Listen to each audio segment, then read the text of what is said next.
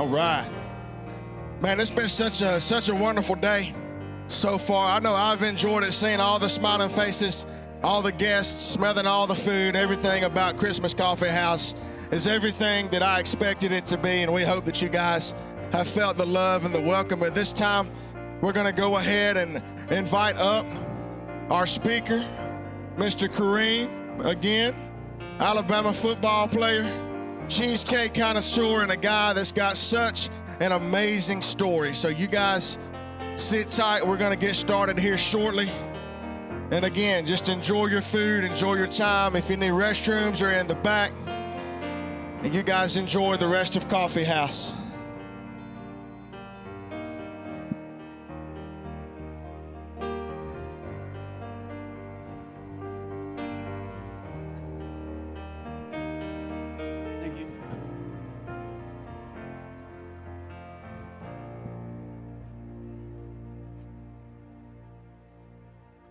Well, good morning to the other 300. Good morning. There you are, man. Welcome.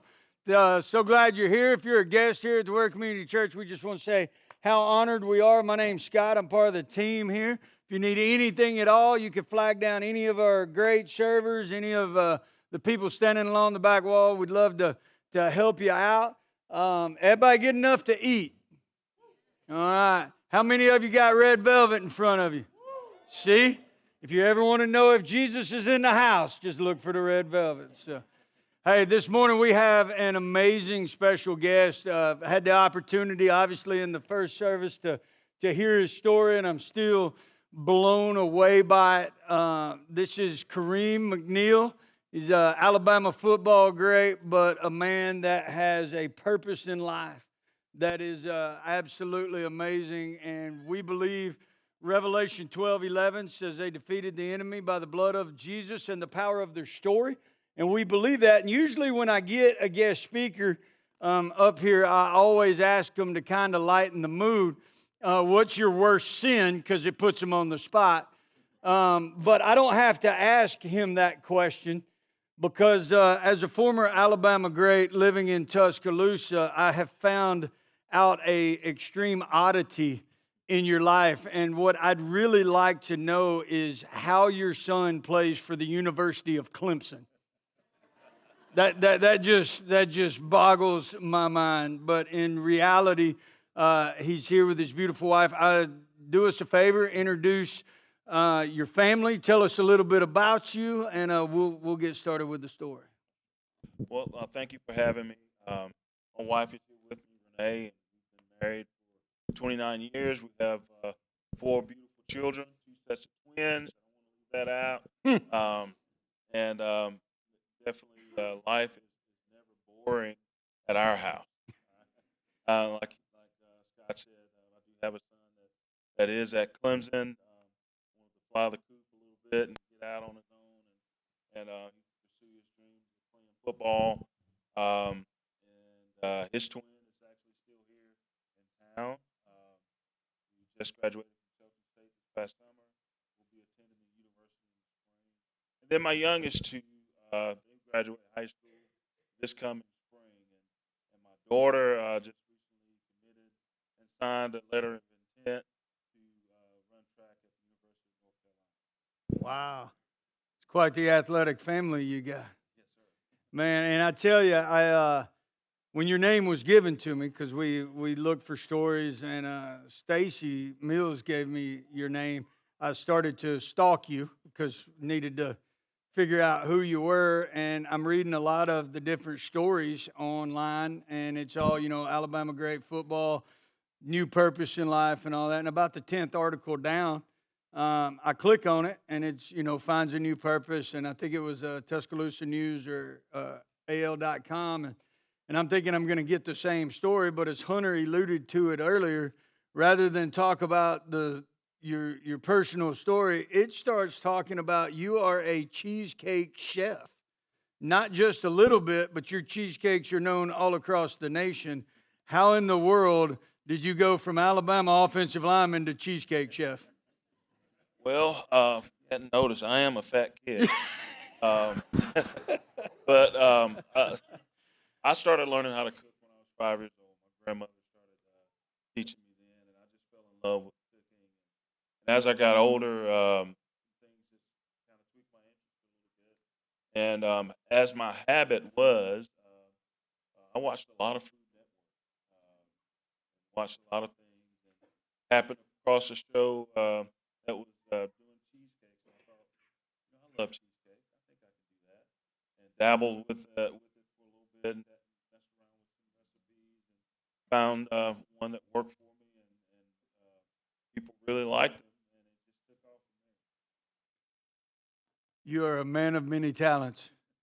Man, so jumping into your story, Alabama football, high school football standout.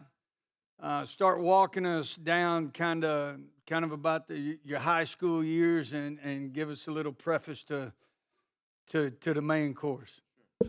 Well, when I started high school, football was not on my radar. Football was not something I was interested in. I knew about it, didn't know a whole lot about it, but just wasn't something I was interested in. I think when I first day, not first day of school, but first day I registered for school, I went to high school in Montgomery, Alabama Christian Academy. Somebody in the office asked me, "You gonna play football?" And I said, "No, I'm just gonna focus on my academics." And my mom piped in and said, "No, he'll think about it." To this day, I said, "Well, she just wanted that fat kid to get some exercise." But that's okay. I ended up going out, trying out for the team, and I'll be honest, it was the hardest thing I'd ever done. Did not want any part of it. I wanted to quit after the very first day of all season workouts. The only reason I didn't do that was I didn't want to disappoint the coach that invited me out.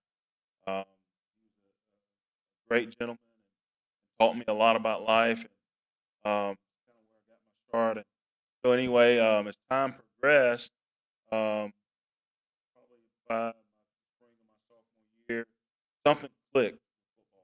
And just to emphasize how little I knew about football, some of you guys know that jersey numbers have significance, right? Whether it's an offensive lineman, running back, or whatever. Well, coach asked me, Kareem, what jersey number do you want? Well, 37. And he looks at me and laughs and says, "Oh, how about 73?" That 73 is for an offensive lineman. 37 was a running back. I was not fast, nowhere near close to being able to play that position. In fact, I ran a 6'7", 40. You can watch a snail run faster than I did. I was terrible. Okay, so but anyway, my sophomore end of my sophomore year, something clicked. I figured out something that worked, something I love, and I figured out that I love running people over, and I was good at it. I was really good at it. In every play, I wanted to do that, and so that was my goal. And so by my 11th grade year, I had a new coach, and midway through the season, he said, "Kareem, I want to tell you something. I really think you have an opportunity to go play football anywhere in the country that you want to." And this is the first time that football and college have ever intersected in my brain that I'd have the opportunity to do that. And my coach proceeded to tell me about a particular player that he coached that went on to play at Alabama. He was Alabama great, went on to play in the NFL. He said, "Right now, Kareem, you're better than he was, a lot further along than he was as a senior, and you're a junior." And he said, "Oh, by the way, University of Miami called and asked about you." And I thought, wow, it's amazing. And I thought that was great. And so time goes on. I get better and better. I get a lot of recognition and more letters and things coming in from other colleges to offer me a chance to come visit. And anywhere I wanted to go, I could have gone. Senior year, again, top player, one of the top players in the state, first team all state, all county, all area, everything. And Mr. Football for my division. uh, and that year they do all the rankings every year. They didn't have any 4 stars and 5 stars, any of that stuff when I came up. But I was one of the top 12 recruits in the state of Alabama. I was with a group of guys. Some of you guys may recognize the name, remember the names like David Palmer, Sherman Williams, Sam Shea. There's quite a few guys that was in that list, and I was right there with them. Man, this is great. And so I had the opportunity to go anywhere I wanted. And to tell you a funny story, Auburn University was one of the first schools to really get hard and heavy recruiting. And the coach that was recruiting me asked me one day, he says, Kareem, be honest with me, tell me, you're an Alabama fan or Auburn fan? Well, honestly, coach, I grew up an Alabama fan and never heard from him again. I had planned on going to Auburn. Actually. Believe it or not, I was going to go to Auburn, even though I was an Alabama fan. Well, we're glad you didn't, because you wouldn't be up here if you'd gone to Auburn. You're exactly right. But my mom, coming from a single parent home, my mom, I want to stay close to my mom and just kind of be around to help her out when she needed it. And so that was my motivation for doing that. Well, when they stopped recruiting, Alabama picked up pretty heavy and come up for a visit. And Coach Stallings sat me down in his office and says, Kareem, I want you to come play for me. You coming? He said, yes, sir, I'm coming. I'm here. So I decided to come to the University of Alabama. Absolutely love playing at the University of Alabama. Now, between my senior year of high school and coming to Alabama, the coaches had told me I was a little light. Remember, I told you I was a fat kid, but I lost some weight, right? And they told me I needed to gain a little bit of weight. By the time I got to Alabama, I think I took them too literally. I gained too much weight, right? And so I joined a club when I got to Alabama, Fat Old Lineman Club. You had to get up at 6 a.m. every morning, go do some extra workouts, run in the Coliseum. I've run every step in that Coliseum, up and down, all the way around, many days, to try and get in shape and lose some weight. And also, at the same time, there were guys that were a lot smaller than me, way stronger than me, and I thought, oh my God, they're going to take my scholarship away. It's kind of what I was thinking. And but time goes on, I figured out I belonged. I competed hard, had the opportunity to earn a position, a starting position at the University of Alabama. So by the end of my sophomore year, um, we go get done with spring practice and everything. Coach Stallings gets a group of us offensive linemen together in his office. He says, all right, I want you guys to tell me what weight you think you can play at when you report back in the fall. So we didn't know what he was getting at, but we all gave him a weight. Thank God I didn't give him anything ridiculous, because what he said was, you don't come back at this weight, you don't get a suit. I thought, oh my God, he is going to take my scholarship. So, Well, I do got a question for you. and I had told Kareem during the week, I said, I'm not going to give you any gotcha questions, but I lied. I've got one question I want to ask. You played for Gene Stallings, who, everybody here's heard of, one of the greatest coaches in Alabama, and beyond. And you currently are at the university now, and I know you still have a lot of inroads there with the team. There's another coach that's pretty good there right now, Nick Saban. Who's better, Gene Stallings or Nick Saban? Look, everybody like, whoa.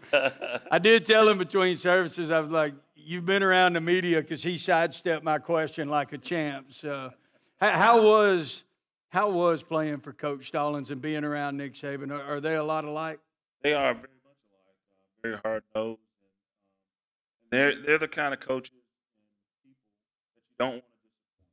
Hmm. You just want to do your best and hope that you do everything that they've asked you to do to the best. So, Mr. All Alabama, your name's up there with the greats, heavily recruited. I mean, if you're in that category of a ball player, you've got NFL aspirations. You got a national championship ring with the '92 team with Coach Stallings. You've got a whole career ahead of you. Life is going, the dream. Then something happens. Tell Yeah. us what happened. Yes. Well, going into 1994 was my redshirt junior year. Had the opportunity to start every game that year, and things were going great. Everything was going really well. In fact, by the end of the season, talks about the opportunity to play in the NFL were becoming a possibility, a reality, and so things were definitely looking up. And also, about at the end of the season, I took on the adventure of getting married the day after the SEC championship game. And so that was a very busy time. And in fact, we'd been married 7 months to the day I had my accident.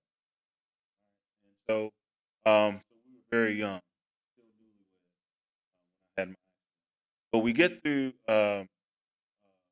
spring and everything, and leading into my senior year, I switched sides of the ball. I was going to play left tackle going into my senior year. And May of '95, some of you guys may remember this name, Christopher Reed, is when he had his accident that year. Same summer, similar tragedies. And then I had mine July 4th, 1995. That day absolutely changed my life in so many ways. I was reminded, speaking with Hootie Ingram at the parade the other day, that he was the first person to be at the hospital waiting on me to get there after he got the phone call about me having the accident. In fact, they weren't sure if I was going to make it because the injuries were so serious. And to take you through what happened, I want to share a verse with you before I do that. It's John 10:10. It says, "The thief cometh not but for to steal, kill, and to destroy." And in contrast, Jesus Christ says, "But I am come that thou may have life, that thou mayest have it more abundantly." Keep that verse in mind. And so on this particular night, my brother-in-law, myself, and a friend went out to look for a place to go shoot pool, hang out, and whatnot. It was a Sunday night. We weren't sure if any place that we knew was going to be open, but we went to look. And we were on a dark country road on our way back home because nothing was open. And we went to pass a car. And as we're passing the car sped up. And in the meantime, there's traffic coming. Later found out that the people that were driving the car that was coming in our direction was a drunk driver, and he sped up. And my brother-in-law hurriedly got over to avoid a head-on collision and lost control of the vehicle, got in some gravel, went back across the road, hit a ravine, and the car went airborne. They found myself and my brother-in-law 80 feet away from the vehicle. The person that was sitting in the back seat coming out of the car landed in the road, and I was the only one wearing a seatbelt, and I got the worst injuries of anyone. Partially collapsed lung, broken back, and a few other things. And I was the reason they found us. Where they found us, we got thrown into a bed of rattlesnakes, my brother-in-law and myself. Um, we know this because a friend of my brother-in-law was a police officer, one of the first responders to get there. He was one of the ones that had to kill the snakes before the paramedics could even get to it to help us out. And in the process of all this, was getting me ready to go to the hospital. They were going to fly me in. They couldn't fly the helicopter in because a fog rolled in out of nowhere. So wasn't able to do that. So we had to drive to Birmingham. I get to Birmingham. I'm in ICU for about a week. Had to have surgery, put rods in my back, straighten my back out. Um, so obviously, that kind of changes things. Looking at life from a whole different perspective. And when I finally became conscious enough to know what was going on, I think one of my first thoughts was, out of here because we got practice. And not knowing how serious my injuries were. So I had to take all that stuff in. And of course, the doctors were sitting there telling me that I'll never walk again. I'll be paralyzed and never walk again. I said, no, that's not the case. I'm going to walk again. I know I'm going to walk again. I felt like my faith was strong before the accident. I know what the word says about healing, by Jesus Christ's stripes I've been healed, all the things that God has made available according to His word about health and all the different things that I know about the Bible and what God will is for my life and anyone's life. Yet, obviously still in the wheelchair and whatnot. I got a question there. I think, when I hear this part of the story, one, let me just tell you, I can't get past that you landed in a bed of rattlesnakes. Of all of it, I'm like, that really freaks me out. But when you talk about your dream and everything going a certain direction, then you wake up in a hospital and they're telling you you won't be able to walk again.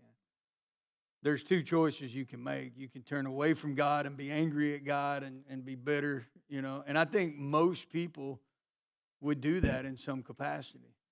Or you can turn towards God. And I know you say you have a strong faith, but man, that's a lot to digest. How did you come about making that decision to turn and lean into God as opposed to being bitter and mad, and who around you helped you through that? Well, obviously having my wife there and my family, Coach Stone, my mom, and my church family was a big help. But one of the first things that comes to mind was Job. Really think about who Job was and what the Bible says he is. The Bible describes Job as a perfect man, a mature man who eschewed evil. He was the richest man in the East, right? Yet he lost his kids, he lost his wealth, all within a short period of time, and even a portion of his health, where he suffered through some things that were really, really, really challenging, and it was so bad. And his wife had to have been hurting when she said what she said to him. Why don't you curse God and die? And he told her she speaks as a foolish woman, right? That she was hurt too. Those are her kids too, and that was her wealth too, and losing everything. And yet the Bible describes Job as in all this, Job sinned not. He didn't curse God. He didn't blame God. He didn't put it on God. Even his friends railed on him and said, "You had to have done something. What's screwed up in your life? You know, you had to have done something, but he didn't." And God wrote about that, and so that was something for me to hang on to. I'll share this with you. This is a neat little tidbit. I think. Jesus Christ said that would have been a story that he said Yeah. and learned about, especially what he went through. So why should I blame God? God has my back, and even though I've gone through the things that I've gone through, challenges day after day, and a big word, a big one that many times it's hard to talk about as a Christian, and that's depression. That's depression. How do you work through it? You deal with this every day. How do you work through it? You have this tragedy, this thing to overcome. You can choose to focus on the negative things, or you can choose life, like Moses talked about. Choose life. God has a funny way of reminding us of things. And I remember one time in college, after going through therapy, going back to classes. I just got done swimming at the aquatic center, and this one particular time, and before it was a lot. It looked different than what it does now. There's a sidewalk that goes outside the building. There's tennis courts that are over there, and now there's a parking lot. And I used to go from the aquatic center to the athletic complex therapy and work out and everything every day. Right? So one of the things that I learned while I was in the hospital, I spent 2 months in the hospital. That's I spent 2 months in the hospital, a month in Caraway, a month in Spain rehab. Right? And so, but while I was in Spain, I'm sorry, while I was in Caraway Hospital doing my time there, they were telling me I was going to have to go to Spain. Going to have to go to Spain, and I'm thinking, Spain. I kept saying that. This is America. Don't we have medicine good enough here to help me out? How's my mom gonna come see me in Spain? So finally one day I said, "How long is it gonna take to get to Spain?" And they said, "Oh, just 5 minutes." Right down the road. I said, "Thank God." And so during my time at Spain, uh, I had to learn how to live life again and do things to become independent. And so in the early days, they sit me on this bed, to work on my balance, and the therapist would toss me this ball. I toss it back, she toss it. And each time she tossed it to me, she'd get out a little bit further, and I had to reach a little bit further, a little bit more, till it got to a point where the only way I could catch it was to fall over. I was, and so do it. I let it go by. She said, "No, you got to reach for it." I said, "No, I'm not. I don't want to fall." She said, "You got to. You got it. You got to figure out how to get up and do this stuff by yourself because you're gonna fall. You got to figure out how to do it by yourself." So eventually, I gave in and said, "Okay, and figuring out life and figuring out how to do things independently. Some of the hard things that you just take for granted when you're able-bodied. And so one of the other things that I learned how to do while I was in the hospital, actually I learned this before I got in the hospital, before I had my accident, was pop a wheel in a wheelchair. I did that in my grandmother's chair all the time. But anyway, this will come in handy when I was in school. And leaving the aquatic center and going to the athletic facility, the sidewalk was a little bit uneven. Get from the sidewalk. So as my tendency was, I popped a wheelie and was going to go down and everything. And this particular time, I got uneven and fell out of my chair. And I'm sitting there. And there's not a lot of traffic that comes through there throughout the day. But I'll never forget this. I sat there and I said, "God, you're going to have to heal me. You're going to have to send somebody to come help me up because I can't get back in my chair." And no sooner than I finished praying that prayer, this man walks around. I'll never forget. He couldn't have weighed more than 175 pounds, had a mustache, an Army t-shirt on, and he said, "You need some help?" I said, "Yes, sir, I do." He gets behind me, picks me up, light as a feather, sets me in my chair and everything. And I said, "Man, I appreciate that. Thank you very much." And he said, "No problem. That's what I'm here for." He turns around to leave, and I thought, "Let's see where this guy's going." And so I turn around, get his attention, and he was gone. Hmm. And I know that was a God thing. That was a God thing. Working in that situation. Another situation where I was just kind of in my feels a little bit, kind of down, particular day. It's about a year ago. And how many of you know about the Raj? Well, during my time at the university, I graduated and during that time, I had to figure out what does a guy in a wheelchair do for a living to take care of his wife. I didn't know. I had no answers. I'm not sure too many people did at that time. I decided to stay in school, went to grad school. Coach Stallings asked me to be a graduate assistant at the Raj program.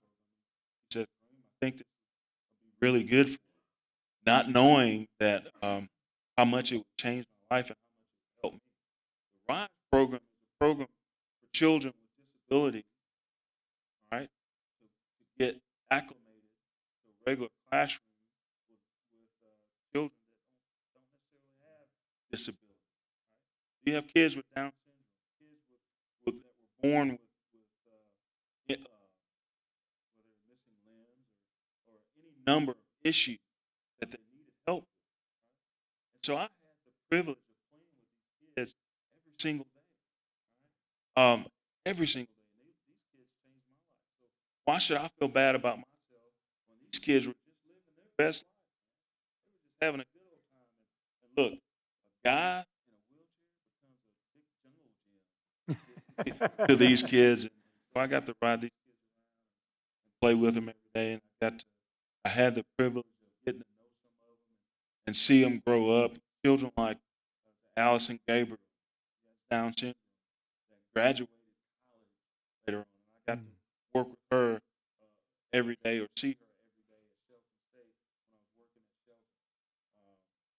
Kids like Judson Trim, and just a variety of kids that I got to know and see them grow up.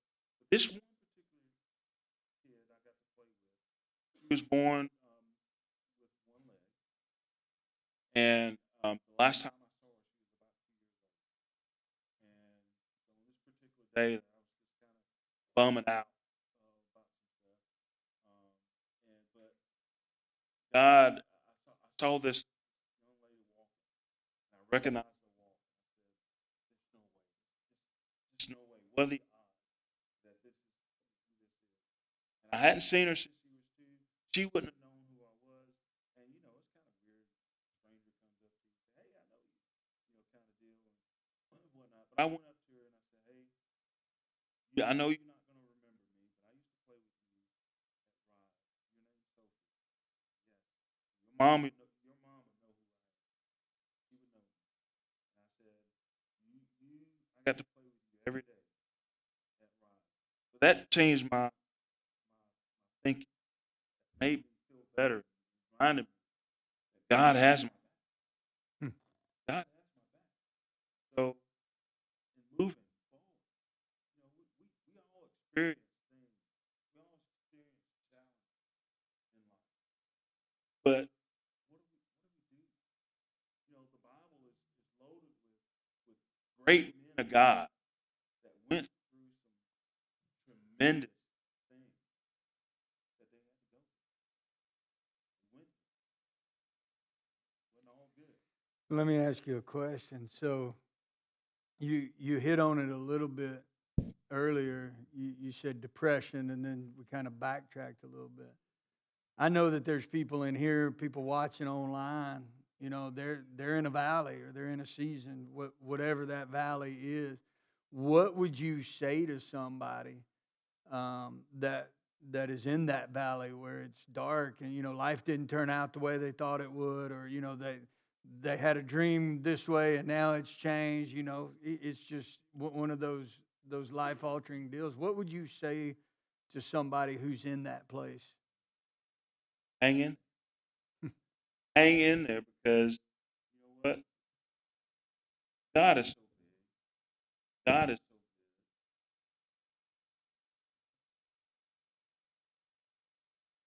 good. As a Christian, and especially when we're talking about depression, that's one of those taboo things. It's one of those taboo things. That's not supposed to happen to me or you because you're a Christian.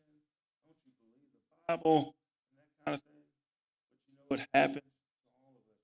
God has given us His Word. God has sent us His Son to die for us, so that we can live, so that we can have eternal life, so that we can have hope. Romans 10:9 says that if thou shalt confess with thy mouth the Lord Jesus, that God hath raised him from the dead, and believe in thy heart that God hath raised him from the dead, thou shalt be saved. It's available. Hang in there. I'm going to have a hard time complaining about a bad day after this, listening to your story. I want to finish with this final question as we get ready to head out today. I hear this story of promise, and what you thought was a direction, and then it tragically, by world standards, changes. But yet God's purpose has been highlighted beyond imagination, from your work with these children to you talking to people just like this. What would you say? Because I hear faith all throughout. I hear a strong mom. I hear a strong wife. I said this first service, we should have brought her up on stage with you, right? I hear a strong faith. I hear a lot of Jesus in your story. You never wavered even on the dark days, and we know you had them, but your faith remained strong. Jesus is a big part of your life and a big part of your story. What would you say to somebody in here or somebody watching online that doesn't know Jesus? Who is Jesus to you? My brother, that we have power because of died, rose up again. They have power. This have power. Remember John 10. Heal and I am life that I may have it abundant. Give you life. I want to close.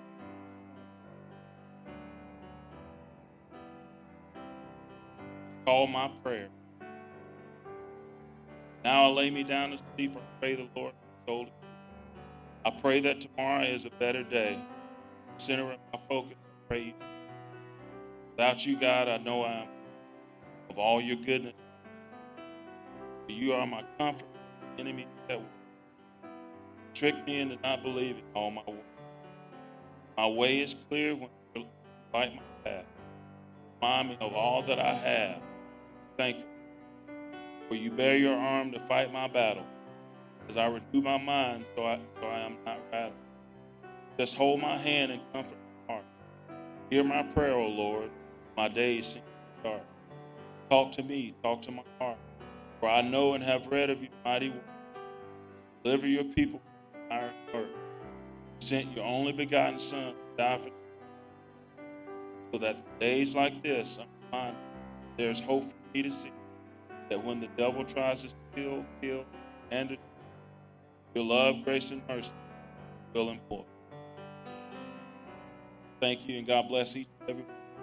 That there is hope, brighter future. There is hope for deliverance. No matter what challenge you might be facing. Amen. Can we give him a big round of applause? I just want to say thank you. Thank you so much, man. Thank you. It's amazing. It's amazing. It's truly amazing. Look at that. He's standing up.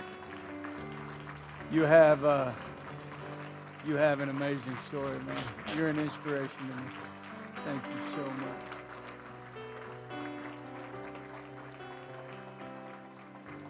As we get ready to close out today, I'm going to ask Cole and them to come on up. But before you leave today, I know Hunter talked about if you call the word home, there's an offering bucket on your table. But we have actually put some envelopes in there. If God feels you led, we're going to take up a love offering. Kareem didn't ask for anything. He didn't, I even asked him the question, and he's like, but we want to tell him thank you. So if you want to leave a love offering, you could just put it in one of those envelopes there on the table. And we say thank you. And we pray. You always have a group of people that's going to pray for you and your wife and your ministry. And God's moving through you, man.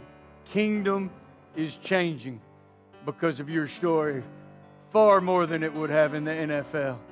And, man, you're walking with giants right now, and we're so proud of you and just proud to know you, and thank you for spending time with us today. And if there's anything we can do for you, you let us know, all right? Cole's going to finish out, and hey, if you guys know this song, we'd love for you to sing it with us. If you don't know it, go ahead and eat your neighbor's red velvet that they didn't eat. And we're going to close out with a song, and Hunter's going to close us out in prayer. Thank y'all so much, and Merry Christmas. Thank you again.